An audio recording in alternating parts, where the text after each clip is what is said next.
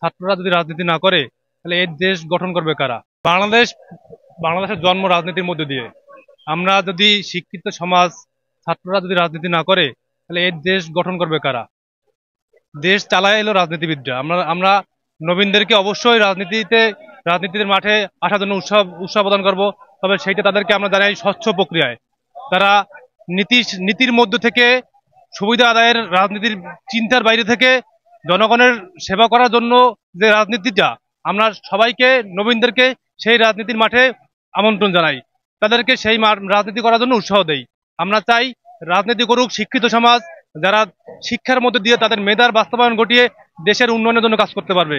ভোগবাদী, দুর্নীতিগ্রস্ত, অশিক্ষিত, সুবিধাবাদী রাজনীতি এদেশ থেকে বিদায় হোক। আমরা সেই চিন্তা চেতনা করে শিক্ষিত সমাজকে, বিশ্ববিদ্যালয়ে পড়ুয়া ছাত্রদেরকে, মেধাবী ছাত্রদেরকে আমরা রাজনীতির মাঠে জানাই আমন্ত্রণ। যেখানে আমাদের দেশ নায়ক তারেক রহমান বলেছেন, শিক্ষিত জাতি গঠনের জন্য, মানে সুশিক্ষিত জাতিই পারে একটা জাতিকে স্বনির্ভরশীল জাতি গঠন করতে। সেজন্য আমাদের মতো পাবলিক বিশ্ববিদ্যালয়ে পড়ুয়া ছেলেপেলে, শিক্ষিত ছেলেপেলে যদি এগিয়ে না আসে তাহলে আমরা সেটা সম্ভব না। আমরা কিছুদিন আগে দেখেছি একটা ছাত্র জনতার আন্দোলনের মধ্যে দিয়ে একটি ফ্যাসিস্ট সরকারের পতন হয়েছে।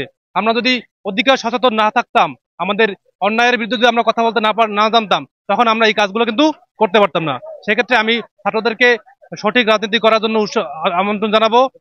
বরিশাল বিশ্ববিদ্যালয় ছাত্রদল তাদেরকে আমন্ত্রণ রইল যে তারা আমাদের সাথে এসে কাজ করুক, দেশ গঠনের জন্য তারা আমাদেরকে সহযোগিতা করুক।